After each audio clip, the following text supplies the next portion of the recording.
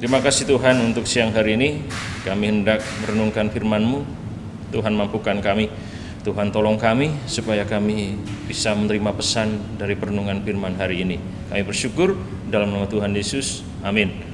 Saudara, kita akan merenungkan firman Tuhan siang hari ini dari Kisah Para Rasul pasal 12 ayat 1 sampai 12 dan 1 Petrus 3 ayat yang ke-12. Saya akan bacakan 1 Petrus 3:12. Saudara bisa mengikuti perenungan dengan membaca dan membuka Kisah Para Rasul 12 ayat 1 sampai 12. 1 Petrus 3 ayat yang ke-12 saya bacakan, sebab mata Tuhan tertuju kepada orang-orang benar dan telinganya kepada permohonan mereka yang minta tolong, tetapi wajah Tuhan menentang orang-orang yang berbuat jahat. Saudara, ini merupakan bagian dari surat Rasul Petrus yang dikirim kepada jemaat-jemaat Kristen Yahudi yang tersebar di berbagai kota. Rasul Petrus mengutip dari Mazmur 34 ayat 16 dan 17 untuk memberikan penghiburan, untuk memberikan kekuatan kepada mereka, jemaat-jemaat yang ada di berbagai kota sebagai perantauan, dan mereka hidup di dalam kesulitan, di dalam tantangan, di dalam penderitaan karena iman mereka kepada Tuhan. Rasul Petrus jauh sebelum menulis surat ini, dia mengalami apa yang dia sampaikan. Kata-kata penghiburan ini disampaikan karena sebelumnya Rasul Petrus pun pernah mengalami hal yang serupa. Kalau saudara baca dalam pasal 12 Kisah Para Rasul ayat 1 sampai 12, di situ diceritakan bagaimana Rasul Petrus sedang ada di dalam tahanan. Dan ini merupakan ketiga kalinya. Untuk ketiga kalinya Rasul Petrus ditangkap dan dipenjara, ditahan. Kalau sudah baca pasal 4, pasal 5 dan pasal 12 ini, kita melihat Petrus pernah ditangkap dan dipenjara, dan ini untuk ketiga kalinya. Dan penahanan ini berbeda dengan penahanan-penahanan sebelumnya, karena dalam penahanan ini Rasul Petrus sedang dipersiapkan untuk dihukum mati. Bahkan sebelum dihukum mati akan dijadikan tontonan bagi orang-orang Yahudi pada saat itu. Dan itu situasi yang sedang dihadapi oleh Rasul Petrus. Jadi Rasul Petrus ada dalam situasi yang sangat menderita karena sedang ada di penjara dan sedang menanti hukuman mati. Rasul Petrus memberikan penghiburan kepada jemaat di berbagai kota yang sedang mengalami tantangan kesulitan bahwa Tuhan melihat apa yang dialami. Itu pengalaman juga bagi Rasul Petrus. Tuhan tahu apa yang dialami oleh Petrus. Pada saat Petrus sedang dipenjara, sedang dipersiapkan untuk menjalani hukuman mati, Tuhan melihat apa yang dialami oleh Petrus. Kalau saudara baca pasal yang ke-12 Kisah Para Rasul ayat 1 sampai ayat yang ke-4, di situ katakan Petrus ditangkap dan Herodes menyuruh memenjarakan di bawah penjagaan 4 regu, masing-masing terdiri 4 prajurit. Maksudnya ialah supaya sehabis Paskah ia menghadapkan ke depan orang banyak.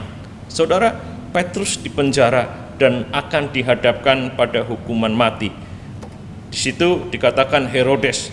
Jadi Herodes ini adalah Herodes Agripa, merupakan cucu dari Herodes Agung yang membunuh banyak bayi pada saat kelahiran Tuhan Yesus. Ini juga merupakan ponakan dari Herodes Antipas yang membunuh Yohanes Pembaptis, kalau sudah baca dalam Matius pasal yang ke-14. Artinya ini orang yang memang orang yang jahat, ya, dan dia sudah merencanakan untuk membunuh Petrus sebagai hukuman mati. Saudara, Petrus yakin bahwa Tuhan tahu, Tuhan melihat apa yang dialami. Kesulitan pergumulan, Petrus yakin Tuhan melihat. Bahkan bukan hanya itu, tapi Petrus juga meyakini bahwa Tuhan mendengar doa orang yang dikasihinya.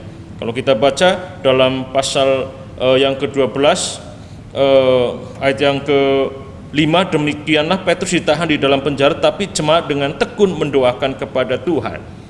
Jadi pada saat Petrus sedang di penjara, seluruh jemaat yang dilayani oleh Petrus mendoakan dengan tekun. Dan akhirnya kita tahu bersama bahwa pada saat Petrus sedang tidur, Tuhan mengirim malaikat untuk melepaskan Petrus.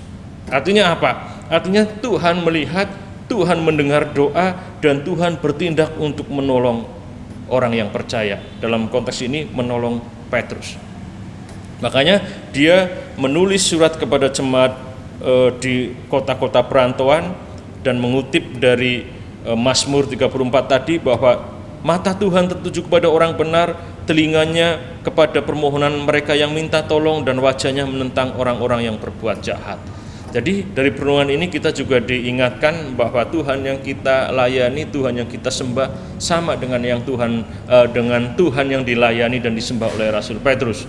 Tuhan yang melihat, Tuhan yang mendengar, dan Tuhan yang bertindak. Tuhan yang melihat apapun pergumulan kita, Tuhan yang mendengar doa-doa kita. Oleh karena itu jangan pernah putus asa, tetap berdoa, senantiasa berdoa, dan yakini Tuhan akan bertindak, melakukan yang terbaik buat kita. Biarlah kata-kata penghiburan ini juga berlaku bagi setiap kita.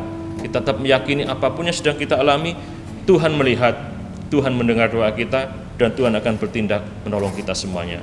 Tuhan berkati, kita berdoa. Kami bersyukur Tuhan, Engkau sudah memberikan kekuatan dan penghiburan kepada setiap kami. Apapun situasi yang sedang kami hadapi, Engkau melihat, Engkau tahu betul pergumulan kami, bahkan Engkau mendengar setiap doa-doa kami, setiap keluh kesah kami, dan Engkau akan bertindak memberikan yang terbaik bagi kami. Tuhan, mampukan kami semuanya untuk tetap meyakini dan tetap berpegang pada janji-Mu ini, bahwa apapun yang kami hadapi, Engkau melihat, Engkau mendengar, dan Engkau akan bertindak. Berkati kami semua Tuhan, tolong kami dalam nama Tuhan Yesus. Amin.